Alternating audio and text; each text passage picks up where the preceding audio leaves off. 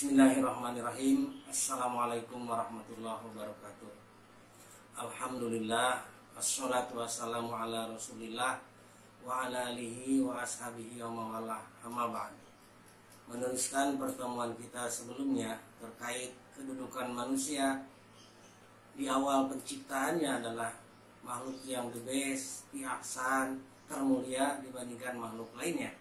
Namun juga manusia diposisikan sebagai makhluk yang asfala safilin, makhluk yang serendah-rendahnya. Perubahan ini banyak faktor yang menjadi penyebabnya. Di antaranya adalah yang pertama, karena manusia diberikan musuh oleh Allah berupa syaitan. Innahu lakum aduwwum mubin, kata Allah. Sesungguhnya syaitan itu adalah musuh yang nyata bagi manusia. Syaitan asal kata dari syatona, artinya menyesatkan atau memalingkan. Nah, kedudukan setan itu sendiri, faina syaitona yajri bi ibni Adam majrad dam.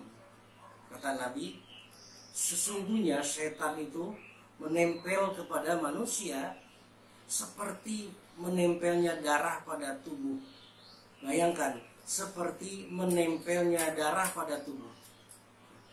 Terkait hal itu, saya ingin sampaikan peristiwa-peristiwa yang dicatat dalam sejarah, terutama dicatat di dalam Al-Quran dan hadis-hadis sahih Rasulullah SAW.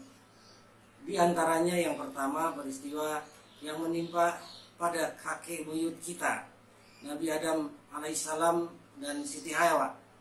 Ketika Allah sampaikan, a'udzubillahi minasyaitonirrajim, wa ya Adam uskun anta wa zaujukal jannah. Wahai Adam, silakan kau tinggal di surgaku bersama istrimu Hawa. Fakula min haitsu syi'tuma. Silakan kau makan apapun yang ada di surga ini. Wala taqraba hadhihi syajarah. Tapi jangan lupa, jangan sekali-kali engkau mendekati pohon ini. Fatakuna minaz zalimin, karena kau akan menjadi orang-orang yang dolim ketika kalian melanggarnya. Syaitan sudah ada lebih dulu sebelum Adam diciptakan di surga. Tahu bahwa ada pengumuman di surga bahwa Adam tidak boleh mendekati pohon yang Allah maksud, maka syaitan atau iblis tampil memperkenalkan diri kepada Adam dan Hawa dengan mengatakan, ini lakuma laminan nasihin. Aku ini adalah penasehat kalian berdua. Syaitan atau iblis merasa dirinya makhluk yang senior ada di surga, merasa dia lebih dulu ada di surga dibandingkan Adam dan Hawa sebagai pencipta Allah yang baru, pendatang yang baru. Sehingga setan coba mendekati dengan pendekatan fawaswasalahum syaitan, berbisik, mempengaruhi, mencoba untuk memberikan argumen, memutarbalikan fakta. Dia mengatakan kepada Adam dan Hawa, Rabbukuma min hadhihi syajar. Mengapa Tuhanmu melarang kalian berdua mendekati pohon ini? Tahukah kalian, aku ingin sampaikan rahasianya. Aku tahu seluk-beluk surga. Demikian bujuk rayu syaitan yang memang pada dasarnya adalah syatona. Kemudian saya ingin sampaikan, kata syaitan ini kepada Adam dan Hawa, rahasianya adalah illa ang takuna malakain, supaya kalian berdua tidak jadi malaikat. Aw takuna minal khalidin, supaya kalian berdua tidak kekal dan abadi di surga. Singkat cerita, Adam dan Hawa terbujuk rayu oleh setan yang memang syatona, memalingkan. Itu kisah pertama. Kisah kedua adalah dialami oleh salah seorang sahabat terdekat Nabi, yaitu Abu Hurairah radhiyallahu anhu. Nama aslinya adalah Abdurrahman bin Shahar.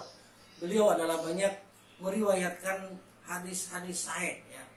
Kemudian suatu ketika Abdurrahman bin Shahar atau Abu Hurairah ini diberi tugas khusus oleh Rasulullah SAW untuk menjaga gudang, menjaga baitul mal atau gudang logistik yang memang diperuntukkan bagi kaum muslimin terutama kaum duafa, fakir, miskin, yatim, dan lain-lain.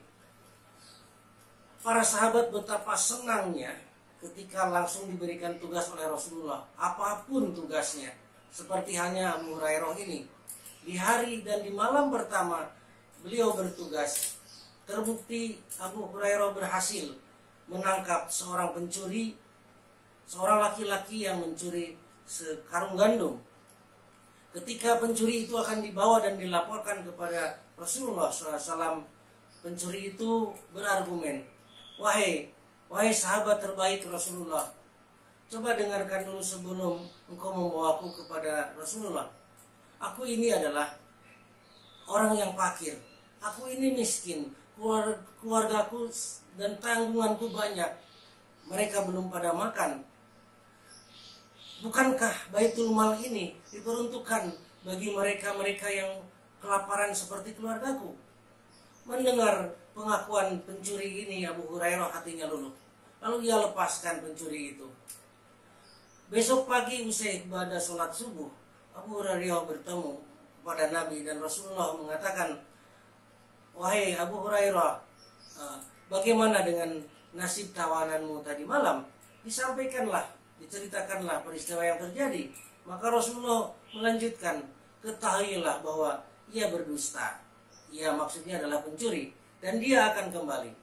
Mendengar Rasulullah SAW bersabda demikian, maka di malam kedua Abu Hurairah tentunya lebih berhati-hati, lebih mengintai lagi, dan terbukti berhasil menangkap kembali pencuri yang sama, yang dicurinya pun sama. Namun terulang lagi, Abu Hurairah melepaskan kembali karena tidak tega, luluh hatinya dengan kondisi sang pencuri.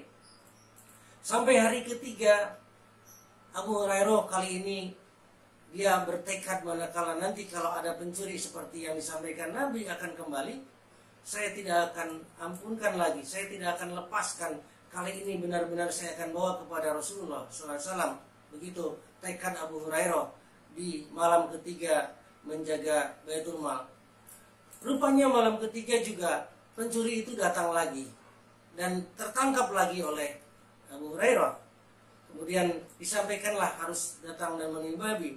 Namun sang pencuri itu juga lagi-lagi berkata demikian, wahai sahabat terbaik Nabi, sebelum kau bawa aku kepada Rasulullah, aku ingin berpesan yang cukup singkat, Aku ingin memberikan sebuah nasihat. Apa nasihatnya, kata Abu Hurairah? Begini, saudaraku, jika engkau menjelang tidur setiap malam, bacalah ayat kursi. Niscaya Allah akan melindungimu dan setan akan menjauh darimu. Betapa terkejut Abu Hurairah mendengar nasihat pencuri ini, karena dia sadar betul bahwa Rasulullah SAW pernah menyampaikan hal yang sama. Nah, kemudian dilepaskannya lagi pencuri itu. Sampai akhirnya Abu Hurairah lapor kepada Nabi. Rasulullah SAW menyampaikan apa yang ia katakan benar. Maksudnya ia adalah pencuri. Tapi ketahuilah bahwa ia adalah pendusta. Tahukah engkau, wahai sahabatku, siapa pencuri yang setiap malam kau tangkap dalam 3 malam ini berturut-turut? Tidak ya Rasulullah, hanya Allah dan Rasulnya yang Maha tahu. Ketahuilah, kata Nabi, pencuri yang setiap malam kau tangkap sebenarnya dia adalah syaitan. Hadirin rahimakumullah, bayangkan sekaliber Abu Hurairah, setan bisa menjebak dan mengecoh. Lalu bagaimana dengan kita? Bagaimana dengan kita? Tentu kita tidak ingin terbujuk rayu oleh syaitan yang memang syatona memalingkan. Ada beberapa cara yang Allah sampaikan bagaimana supaya setan tidak mampu mendekat kepada kita sebagai umat Nabi. Insya Allah akan dibahas nanti dalam pertemuan berikutnya. Demikian, wallahu a'lam bishawab. Wassalamualaikum warahmatullahi wabarakatuh.